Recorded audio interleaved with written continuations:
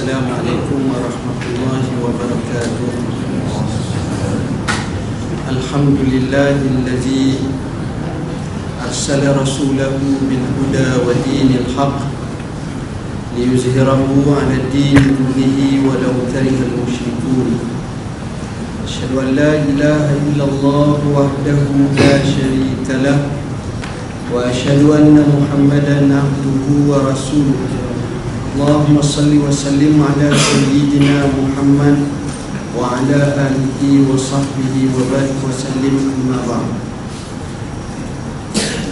Yang dihormati pengurusi surau, barisan jawatan kuasanya, ashabul fadilah, tuan-tuan imam, tuan-tuan guru, datuk-datuk, datin-datin, muslimin, muslimat, hadirin, hadirat, anak-anak yang dirahmati Allah. InsyaAllah pada malam ni, walaupun kita masih lagi merasa suasana hari raya, tapi kita dapat menempatkan diri kita dalam masjid. Saya teringat baru-baru ni guru kami, Fadilatul Syekh Dr. Mustafa Al-Bura, salah seorang pengarang kitab Fiqh Manhaji datang. Berasal daripada Syria, dia datang. Jadi antara biasa kita bincang kisah ulama zaman dulu. Salah seorang ulama terkenal zaman dulu di negeri Syam, Syria ni, namanya Syekh Badruddin Al-Hasani. Syekh Badruddin Al-Hasani ni meninggal dunia sekitar tahun 1940-an. Lama dah lah dia meninggal dunia. Beliau digelar sebagai Muhaddisul Akbar atau guru hadis terkemuka. Memang alim sungguh lah, hafal banyak orang zaman dulu tuan-tuan. Nah, jadi cerita dia minat sangat ke ilmu tuan-tuan.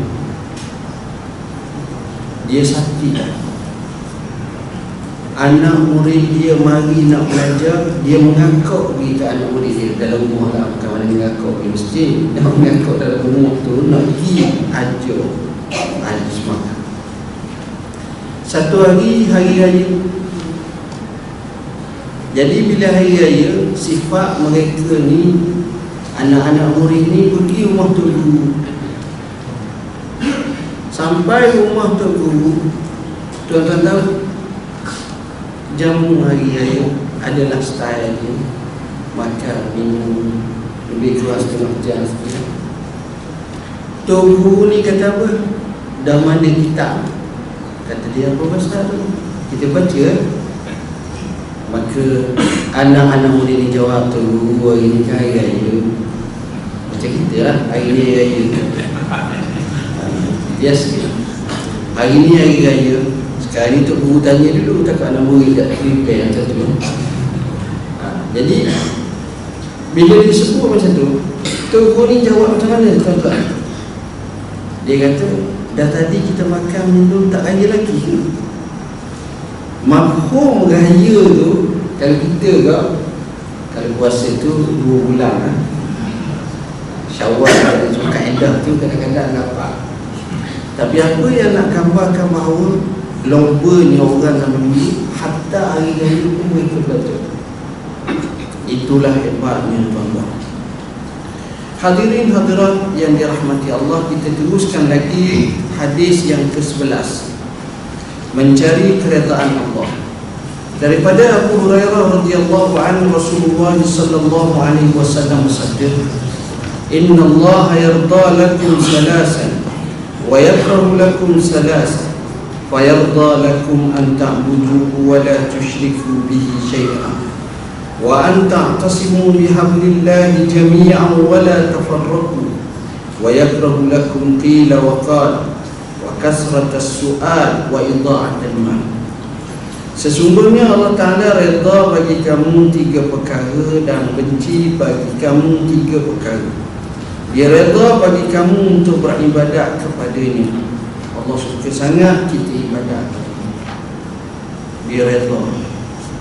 Tuan-tuan, martabah redha ni martabah tinggi. Kata Abdul Wahid bin Zaid, ar-ridha babullahil azam. Redha ni merupakan pintu Allah yang agung. Sebab itu redha ni kita minta lebih dulu daripada syurga. Dalam doa yang maksud Nabi ajar, Allahumma inni as'aluka ridhaka wal jannah. Ya Allah, ya Tuhanku, aku minta kepada kamu redha kamu dan syurga. Sebab itu sahabat mereka ini Allah redha. Radhiyallahu anhum wa radu anhu. Allah redha mereka dan mereka redha Allah. Kata ulama, baik sangat kita redha kepada Allah, tapi yang lebih baik lagi Allah redha ke kita. Kadang-kadang kita kata kita redha kat Tuhan, tapi Tuhan benci kat kita. Baik. Wa anta tasimu bihablillahi jami'an wa la tafarraqu. Dan hendaklah kamu berpegang teguh dengan tali Allah semuanya dan jangan bercerai-berai, berpecah belah. Inilah masalah utama. Nak pegang teguh dengan tali Allah. Tak tasimu ni, kalau kita baca dalam bahasa Arab, Allah kata wa'tasimu bihablillahi jami'an. Dia menariknya bahasa Arab, dia ada satu kaedah masyhur. Dia kata apa? Ziyadatul mabna ziyadatul makna. Bertambahnya binaan huruf, maka bertambahlah maknanya.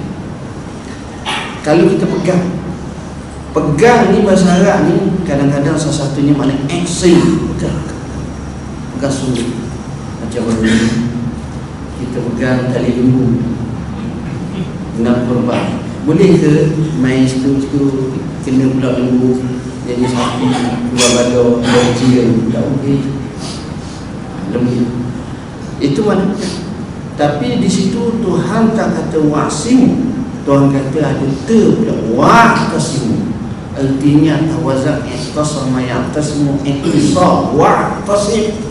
Jadi ada nyata ni maknanya, kalau orang Terengganu kata pegang kemah keming. Kemah tu keming dah.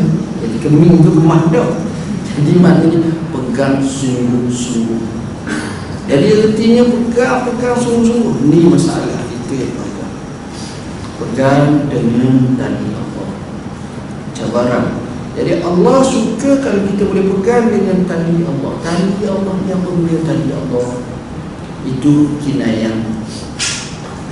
Pertama maknanya Quran. Kedua maknanya Islam. Itu tali Allah. Dan ada kata kepatuhan kepada Allah. Maknanya apa yang Allah letak? Kita pegang sungguh-sungguh, kita tak mungkin akan terlucu dan tak mungkin akan terbuang. Sebenarnya nak pegang tali Allah memang payah, tuan-tuan. Manusia ni sehebat mana dia pun, Allah tak jadi perfect. Bila kita duduk seorang, kita nampak buah kurang kita. Kita rajin puasa, tapi malam baru malam sebenarnya. Kuat malam semayang, perut pula gastrik. Semayang malam okey, kuat baru malam okey, puasa okey, tapi malam ni mesti rajin di masjid, tapi mulut laser sana. Tak betul, tak betul. Mesti buah silap, buah lemah tu ada kita. Berarti betul-betul. Maknanya itulah sifat manusia. Bila kita dah tua, lagi tua, masa itulah baru lagi sempurna sifat kita. Yalah, nak cakap banyak mulut ulcer. Jadi ada dah lagi jalan tak gagah dah. Jadi banyak dah maknanya kekurangan-kekurangan. Baik. Jadi Allah Subhanahu Wa Taala amat redha jika sekiranya kita ini berpegang teguh dengan talinya semua sekali. Bahasa mudah di sini, bersatu atas asas kebenaran. Yang prinsip, yang cabangan tak apa, hilaf-hilaf. Saya tak suka rojok, saya suka apa ni, char kway teow. Orang ni kata saya suka nasi dagat, orang ni kata saya, itu tak apa. hak yang pilihan, hak bebas, hak yang kita kata cabangan, khilaf, masalah tak apa. Tetapi yang hak kena ni tak boleh kita nak. Ini masalah orang Islam. Saya ingat Syekh Malik bin Nabi. Malik bin Nabi ni anak Nabi tapi bukan Nabi Muhammad. Ayah dia nama Nabi, ulama besar, tokoh pemikir Islam. Dia kata apa? Dia kata umat Islam sekarang itu zaman sekitar kurun ke-20. Dia kaji ni ulama dulu, dia kelompok, dia tengok otak-otak itu semua, pemikiran, pola pemikiran kita, dia buat satu analisis. Dia kata umat Islam dunia sekarang ini dilanda dengan dua penyakit yang bahaya. Pertama, al-afkarul mayyitah, pemikiran yang mati. Yang kedua lebih parah lagi, al-afkarul mumitah, pemikiran yang mematikan. Apa beza antara pemikiran yang mati dengan pemikiran yang mematikan? Pemikiran yang mati ni kita rasa seronok dalam zon selesa kita malah fikir untuk ayat Allah kita akan menjelaskan. Jadi orang nak ajak apa-apa pun tak apa dah, alhamdulillah, kita tak syukur ke? Kami syukur sekadar tu. Ini pemikiran yang mati dah. Orang nak ajak bincang bab ni, nak ajak pembangunan ni, nak ajak ke depan ni, nak tak macam mana cakap ni je lah, mati dah. Yang kedua, pemikiran yang lebih parah lagi, namanya al-afkarul mumitah, pemikiran yang mematikan. Mematikan macam mana? Dalam bahasa kasar kita mematikan pemikiran yang baik-baik. Kita condemn anak kita, kata, bang, saya nak menega ayam, nak ternak ayam kampung, nak ternak ayam kampung. Abang ni kata, tak malah, tak payahlah. Hanya dulu ternak puyuh tak berjaya, puyuh tu kecil pada ayam. Dan kalau mak ni tak berjaya, macam mana? Dah ayam tadi mati. Ada asas kebenaran abah tu cakap macam tu. Jika sekiranya anak tu tak pernah study, tak pernah pergi, kalau orang tengok dia lalu kat pesta mahal ke, nampak ada orang nega puyuh, tu nak nega puyuh, nega yang itu tu betul. Tapi kalau anak tu azan ni dia mati dah tadi. Kalau abah ni yang begitu ke depan, dia kata, kenapa tak naik ke selada? Seorang ni anda buat persoalan yang apa? Itu tak ada saingan langsung. Lain. Masalahnya kita memerlukan dua pemikiran. Satu pemikiran yang hidup, satu lagi pemikiran yang menghidupkan.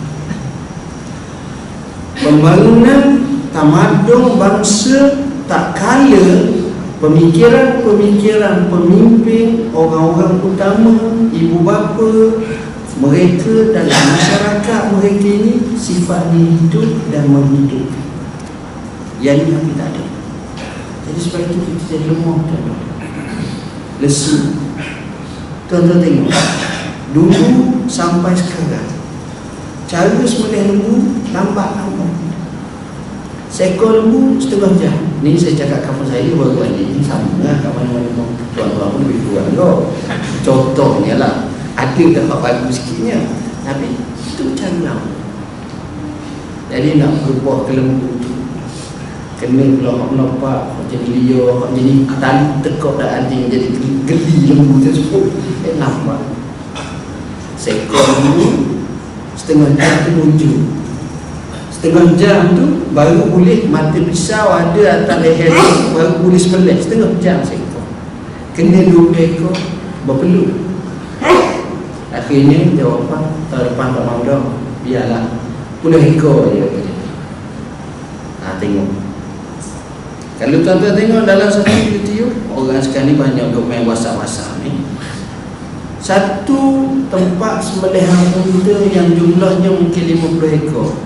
Seorang je buat kerja. Serang. Tak berbuah kaki pun. Jangan buat itu lembu kan. Ini profesional. Saya tak sebut profesional. Seorang. Satu. Tak sampai setengah jam selesai habis.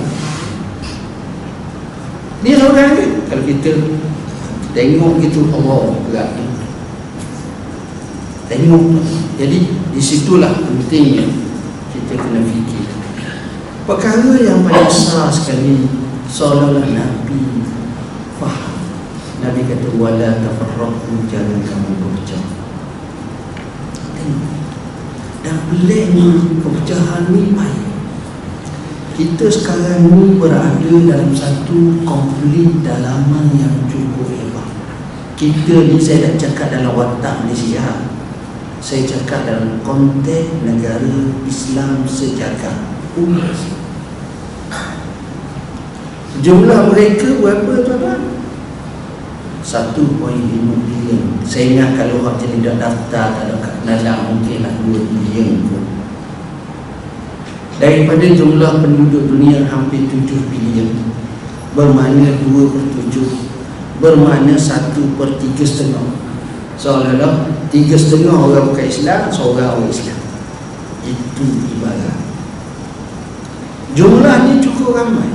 Macam mana Jamaluddin Al-Afghani boleh fikir?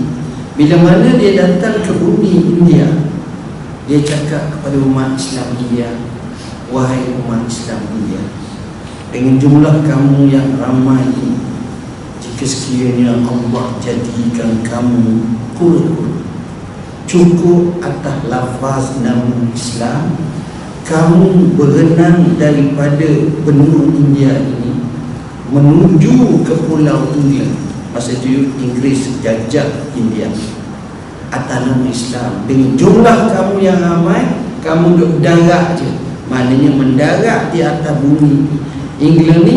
Dengan jumlah kamu itu, kamu dapat menenggelamkan pulau England. Kalau tu je. Dan jika sekiranya Allah jadikan kamu lalang, cukup atas nama Islam, kamu berterbangan pergi daripada benua India ini menuju ke pulau England, kamu dapat memekakkan telinga penjajah Inggeris. Tapi kita tak sadar. Seorang profesor terkenal di Arab, dia kaji, dia buat satu resolusi, satu keputusan pelik. Dia kata apa? Cuba tuan-tuan fikir, sejak kita cerdik, maknanya berakal, sampai umur kita sekarang, kita tak pernah dengar negeri Arab aman. Tak pernah dengar. Sekarang tak aman tuan-tuan. Sekarang ISIS-nya ataupun ISIL di Iraq, di Syria, di Mesir, di Yaman, di mana? Di Libya, di Tunisia. Sama. Ini cerita baru. Baru ni maknanya 4 tahun, 5 tahun kebelakangan. Sebelum daripada itu kita dengar Palestin. Itu kalau Palestin itu sejak 1948 lagi. Sebelum tu lagi kita dengar cerita di Lebanon. Kita tak pernah dengar negeri Arab ni satu hari tak ada peperangan, tak ada berbaik, tak ada. Sehingga orang buat satu joke. Orang kata apa? Orang kata qadatul Arab yaqulun ittafaqna alla nattafiq. Pemimpin orang-orang Arab semuanya telah bersepakat berkata, kami semua bersepakat untuk tidak bersepakat. Kan boleh? Tengok tuan-tuan. Ini nak gambarkan kepada kita betapa krisis berlaku. Sebab isu ni berat. Kalau kita nak bincang berat ni, tak cakap Melayu lagi. Kalau saya cakap Melayu tak kena pula. Saya ni jadi global gini. Baik.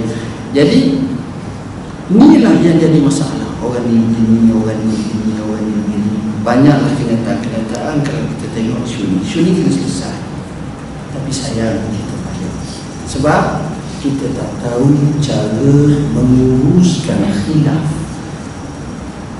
Kita tak tahu cara menguruskan, kita unjuk rasa kita. Sampai sekarang kalau kita tengok tuan-tuan, bila berlaku lawan-lawan, saya ingatlah kalau kampung ini pada lawan-lawan macam mana stadium tu, kenapa ni orang Islam ramai ni, orang Islam mana Melayu Islam lah, stadium tu dia buat macam zoo pula. Kita duduk belakang jersey tu tak boleh nak nampak sana. Sedangkan kalau stadium orang putih, kita tengok dekat dengan pinggan ni, mana kali nak nampak dalam tu nak shoot go pun boleh kau. Tapi kita telah diajar tak boleh. Orang ni dia kena kurung supaya apa tak melompat. Betul juga kalau buat orang-orang yang berlagu dia tak padan payah pula kerja orang. Ini siapa tu pun tak nak urus lagi. Ini masalah. Saya bukan cakap orang Melayu saja, orang Arab. Kalau belah bola nak masuk edisi Piala Dunia, bukan menang, nak masuk macam baru ni Algeria boleh masuk. Baru ni maknanya edisi 2014 Algeria. Sebelum masuk tu dia berlawan dengan Mesir dulu tu. Peringkat Afrika ni kena lawan tim bawah ni. Ada orang mati tu lah. Kerana bola ada mati je. Mana perjuangan jangan sama tidak Allah kata menang kalau perjuangan. Tengok permainan baik patut puji, permainan tak baik sekolah kata tak sepatut. Begitu je lah. Ini masalah kita. Jadi kita ni sakit kita. Memang kita sakit. Musuh akan merasa seronok apabila kita tak bersama. Musuh akan seronok bila nampak ada riak-riak kita ni nampak tak bersatu. Sepatutnya memang kena faham tu. Lepas tu orang-orang zaman dulu kita tengok macam mana dia handle isu ni. Wa yakrahu lakum, Allah benci kepada kamu kila wa qal, banyak bercakap. Duk nukil orang kata, orang ni kata, orang tu kata. Rajin bahar dalam masa tu berasak tu. Sungguh giang pendapat giang, Masya Allah. Tuan-tuan, bukan isu orang kata, bukan isu menukilkan orang kata, tapi isu pokoknya ialah amalan daripada kita. Kita dok bahar puasa hari Arafah ni bila? Oh, jangan main tuan-tuan. Oh ni kata begini, hang puasa tak? Dah. Apa bahar je. Kadang-kadang macam tu. Maka bila orang tanya, puasa tak? Dia jawab, sunat je. Tapi masa bahar tu kamai kondem ni. Saya duduk di Jabat Mufti. Saya seronok lah sebab orang ramai datang. Meriah pun seronok. Lepas orang ni mari orang ada mari, tuan-tuan tahu bawa rumah mereka. Kenapa? Suruh puasa hari Jumaat ikut hari semangat. Tak apa, kita terima dah. Macam mana orang nak tahu mana kita terbuka. Tak apa, saya suka. Saya panggil orang unit pahala macam saya pun terjemahkan. Saya kata satu perkara je saya kata, jangan bergocok ya dah ini berupa balik dua yang tu je, bincang-bincang. Ini nak gambarkan kepada kita banyak sangat kisah orang ni kata orang ni. Kadang-kadang kita boleh ambil koleksi pendapat ulama ni ulama tu. Ini masalah kita akhir zaman sekarang. Suka sangat masuk debat. Baik. Yang kedua, wa kasratus soal, banyak bertanya, lepas tanya. Nah, ini masalah kita. Banyak sangat bertanya. Kadang-kadang banyak bertanya ni bagus dengan nak sampai kepada natijah. Tapi kalau kita kurang bertanya, jauh lagi bagus. cerita bagaimana arahan Nabi Allah Musa melalui perintah Tuhan supaya Bani Israel sembelih seekor lembu. Inna Allah ya'murukum an tazbahu baqarah. Sekadar itu. Kalaulah dia taat, lalu dia carilah lembu anak ke, lembu tina ke, lembu jantan ke, lembu tua ke, lembu muda ke, bebas. Tapi jadi mulut gatal. Apa dah ni? Gatal mulut. Mulut gatal dan gatal mulut. Yang kita tanya pula, dah lembu tua ni apa? Lembu tua umur berapa?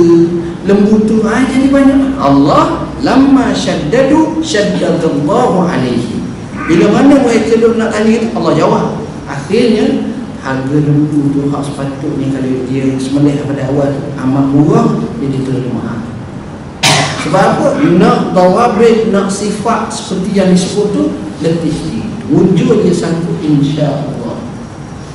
Kalau tak berat nak mereka. Baik. Dan yang ketiga, wa idha'atul mal, membazir. Apa makna membazir? Membazir ni maknanya ialah seseorang itu dia buat tidak mendapat taat pada Allah. Itu membazir, walaupun 1 sen. Tapi kalau dia buat banyak, walaupun banyak, maka tak membazir. Sayyidina Abu Bakar, dia derma semua harta dia, tak membazir. Sebab taat kat Allah. Tapi kita oleh kerana ada orang nak buat perkara maksiat, kau derma lah, kita kata aku malas sangat, tapi dah kalau nak bagi 60 sen, 10 sen tu membazir. Sehingga satu kaedah masyhur menyebut, la khaira fil israfi wala israfa fil khair. Tidak ada kebaikan dalam pembaziran. Kita faham lah, membazir tak ada baik pun. Dan tidak ada pembaziran dalam kebaikan. Maknanya bila kita buat baik, kita tak membazir. Kita tengok dalam poket kita ada RM2.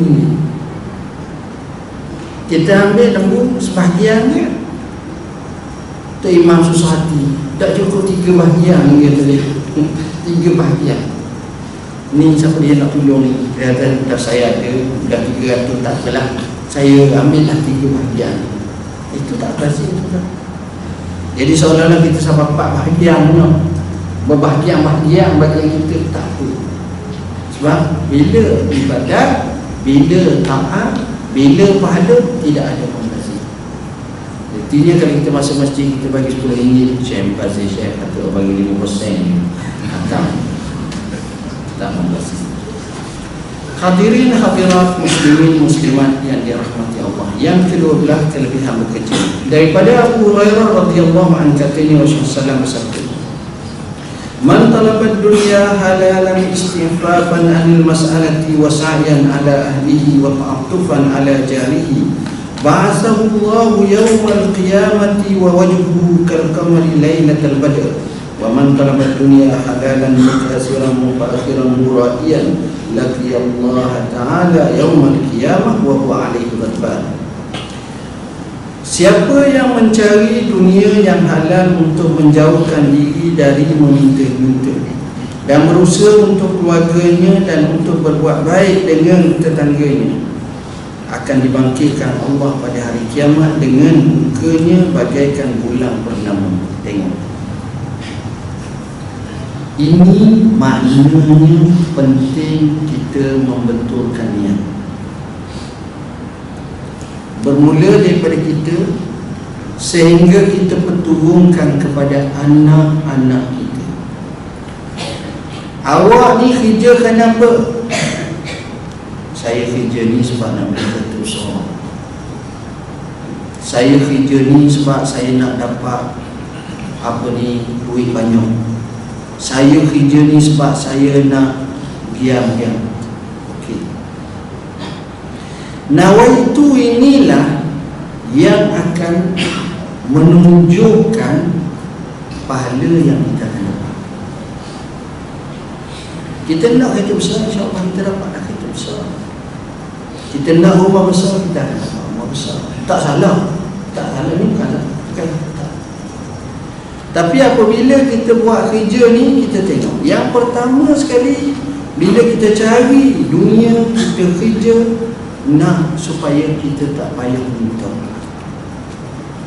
Itu paling mudah. Martabat kita kerja ni, kita cari dunia ni supaya kita tak payah minta dengan dia. Saya minta duit saya pinjam duit pinjam tu macam minta lah tu, minta ni saya 10 riyal saya.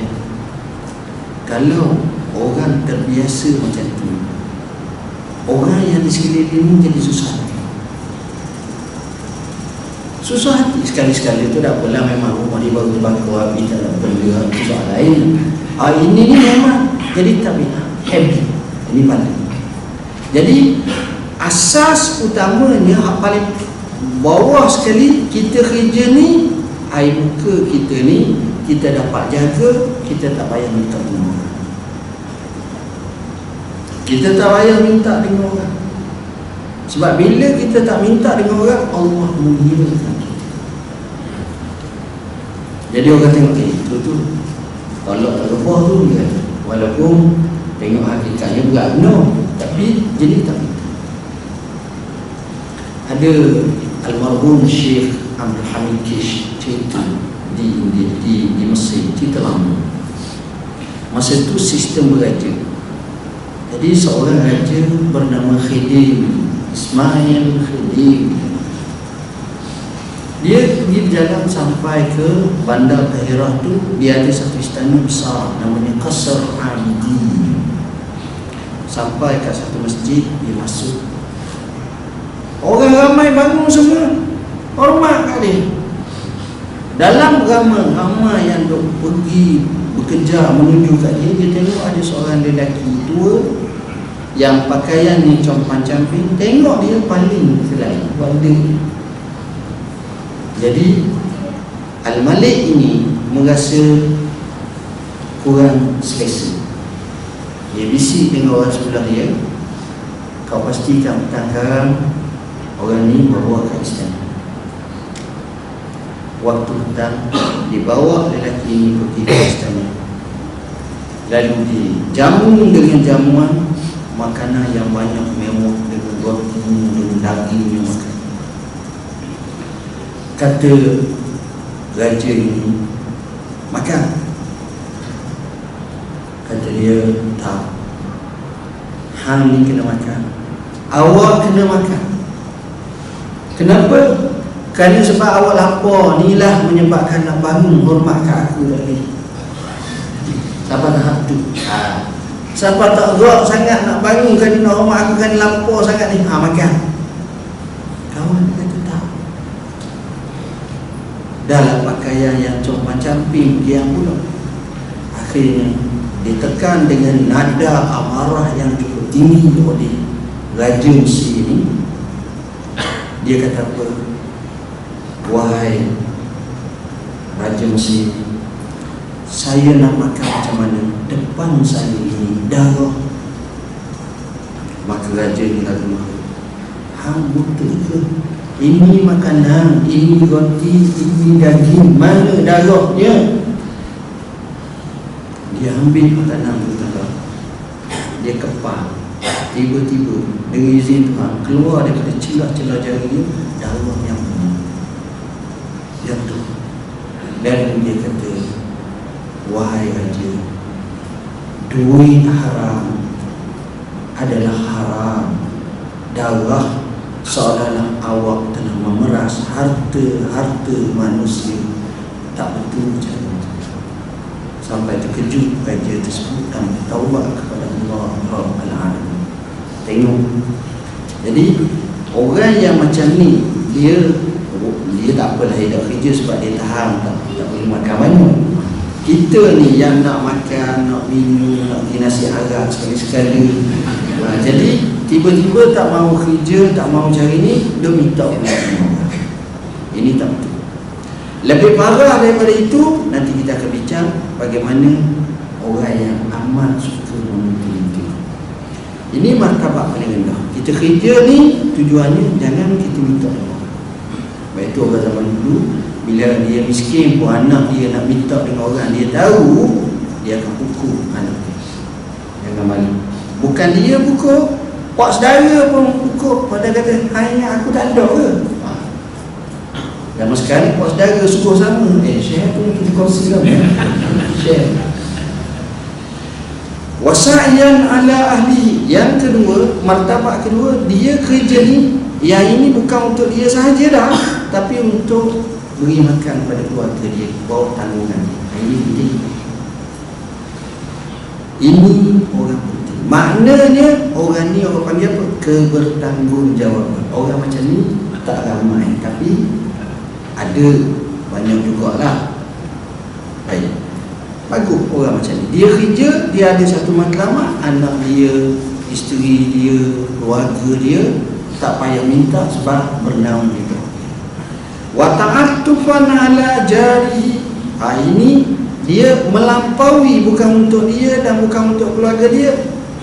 Duit dia tu, harta dia tu boleh diluahkan juga kepada jiran-jiran dia. Ini saya ambil 10 minit ni, tuan-tuan. Ini penting. Jadi kalau boleh sampai tahap tu, takkah ini satu keadaan yang baik? Tuan-tuan bayangkan, nak jaga diri satu kebaikan, nak jaga keluarga kebaikan bertambah, nak tolong jiran kebaikan bertambah. Bayangkan kalau dia menegakkan syiar Islam.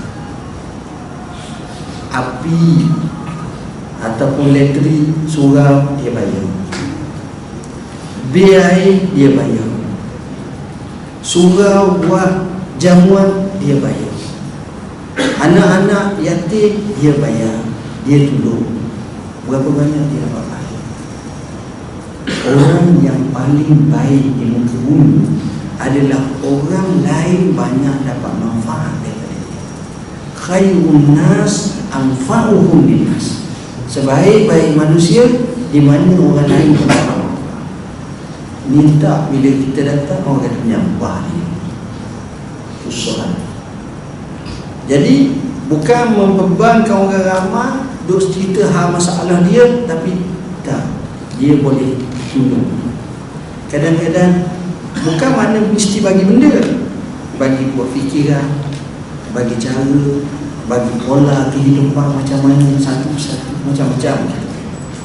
Orang macam ini Allah bangkitkan, ba'asahullahu yawmal qiyamati wa wajhuhu kal-qamari lailatal badr.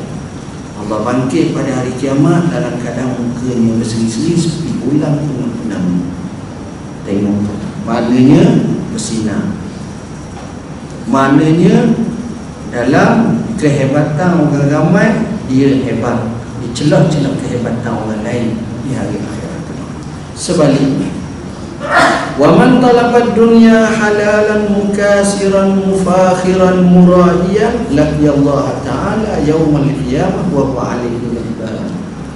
Siapa yang cari dunia, saya ni nak dapat dunia, saya nak dapat harta, saya nak dapat duit, saya nak dapat wang halal, dia tak merompak, dia tidak rishwah, dia tidak ambil barang orang, dia tidak buat tak betul. Mukasiran, apa makna mukasiran? Dia nak banding, biar saya orang terkaya, biar saya antara top 10, biar saya orang lebih. Mufakhiran, boleh bangga, dia dapat kereta terbaik, dia dapat kesenangan terbaik. Mura'iyah, nak menunjuk kat orang. Sebenarnya orang macam ini sebab nawaitu dia tak. Laqiyallaha ta'ala yaumal qiyamah wa huwa alaihi ghadban. Dia akan bertemu dengan Allah pada hari kiamat dalam keadaan Allah murka. Rugi orang macam ni. Tuan bayangkan, kalau kita tengok fasa hidup kita ni ada satu masa walaupun kita memiliki, tapi kita tak dapat mengasihi.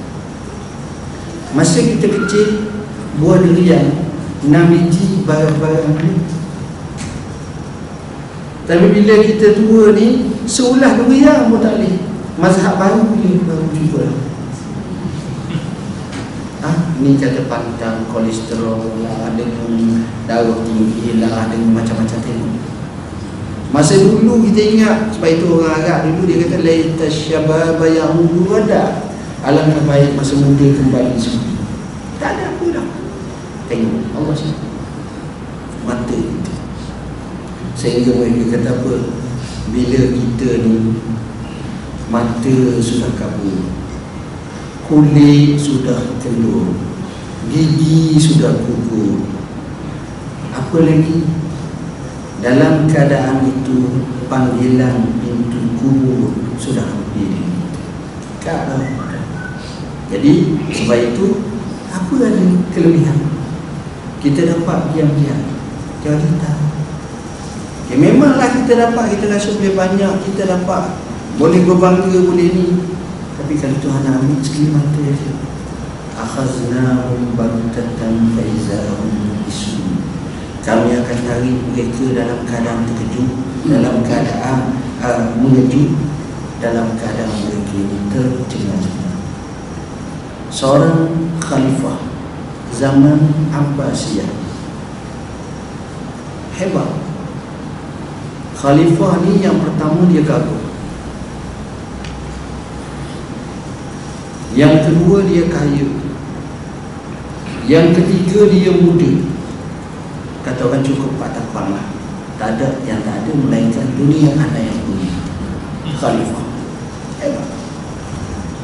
Gagahnya dia tengok anak-anak muda yang hebat kat dia, dia tunjuk seorang, mari sini. Anak muda pun datang, dia posisi lengan, dia ulur gigi. Masa tu tak ada gigi palsu, kalau gigi palsu dah dia gigi semua. Dia akan kata, alah seluruhnya gigi kau kuat sikit, kawan tu gigi kuat, tak bekas pun. Nak tunjuknya hebat, dia ambil pisau belati, dia toreh kulit dia, zeruh, nampak putih. Dia capulah minyak apa-apa, gini-gini, kejam, kulit dia tu jadi macam liat. Maknanya gagah lah. Orang muda memegang jawatan khalifah, Amirul Mukminin, cukup lekat. Umurnya hebat, harta dia banyak. Satu hari sedang dia berjalan, dia dalam istana dia rebah kolej. Kemudian paralyzed, orang bawa dia atas katil orang yang uzur. Ketika itu pakar-pakar tabib, hukum, cek, tengok, tak ada harapan. Tunggu sakaratul maut, nazah mati. Masa tu orang tengok air mata dia mengalir kucing. Dia kata, wallahi, kalaulah aku tahu umur aku setakat ni, aku tak hidup macam ni. Tuan-tuan, kalau ada lah orang beritahu Syekh, tak ni nak lagi mati, adakah kita tengok balik, tengok duit, lepas tu booking flight ke Langkawi, ke Pulau Tiumang, lepas tu kita pergi ke main macam-macam lah, sebab nak mati dekat ni, nak lagi tak. Kalau kita lah orang Islam, nombor satu sekali, ambil air semayang Allah, pegang tasbih, subhanallah, WhatsApp kat orang, minta maaf semua, saya nangis, minta maaf, aku tak berani, takut, sikit, astagfirullah, itu kita buat bilang hari. Tapi oleh kerana kita tak tahu, kita dah akan tahu. Sebab itulah tuan-tuan, orang yang paling rugi, dia tinggal harta dia banyak, sedangkan pada masa itu harta dia akan menjahannamkan dia. Jadi dah macam mana Ustaz? Sedekah semua ke? Tak. Kalau boleh tuan-tuan, sebelum tuan-tuan mati, harta tu bagi dah kan, bagi kan ni, bagi mati tu tengok-tengok dalam poket ada 15 riyal, itu pun baru nak bagi ke masjid. Senang itu. Orang terkaya, salah seorang di dunia, pemilik bank Ar-Raji, diceritakan aset dia pernah menjadi orang yang ke-120 terkaya di dunia. Ada 119 yang lebih kaya pada dia. Macam kita ni berapa juta pun dia kaya pada kita. Dia ni kaya.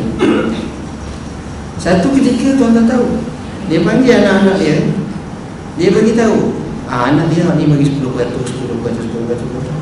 Bagi. Setuju semua? Setuju bah, setuju. Memang kaya. Berapa beratus pun, bilion lah, bilion, bukan nak main macam kita ni, sikit kaya. Akhirnya ada satu bahagian yang banyak untuk dia adalah separuh ke suku untuk dia. Ni hak apa punya? Setuju? Setuju bapa? Hak apa punya ni? Abah wakafkan infak fi sabilillah. Sehingga orang buat tajuk jutawan bilioner yang memiskinkan diri dia sendiri. Orang tanya apa dia? Dia rasa apa? Dia kata, saya merasa kekuasaan. Maknanya dalam hidup ni kita belum lagi sampai puas. Maknanya kalau nak tu tak puas lagi. Nak kita tu tak puas lagi. Dia ni sampai puas tu. Siapa tahu? Orang tanya dia beberapa soalan. Wartawan tanya. Salah satu soalannya orang kita, kenapa awak pagi masih hidup? Kata awak ni, awak sekolah lagi. Dia kata, saya punya kawan-kawan ramai orang kaya. Tak kala dia mati mengejut, anak-anak dia bergaduh sakang sama-sama sendiri. Putu waris, show di mahkamah. Banyak tak cerita macam ni? Amat banyak. Kalau orang zaman dulu dia kata, hang jangan pergi rumah pak saudara hang tu.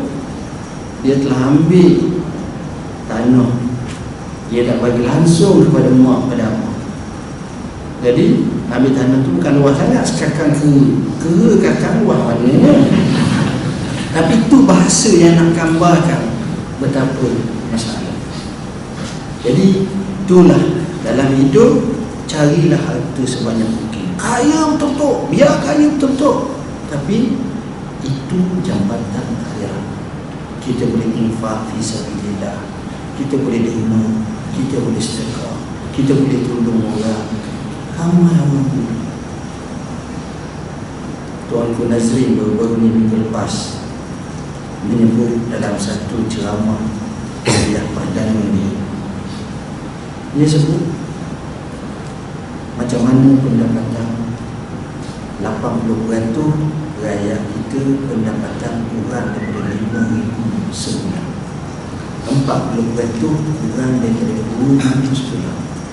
Yang melabur bumi putera, hak yang melabur seolah-olah jumlah keseluruhannya melabur 609,000 seorang, bukan 600,000 seorang. Tidak.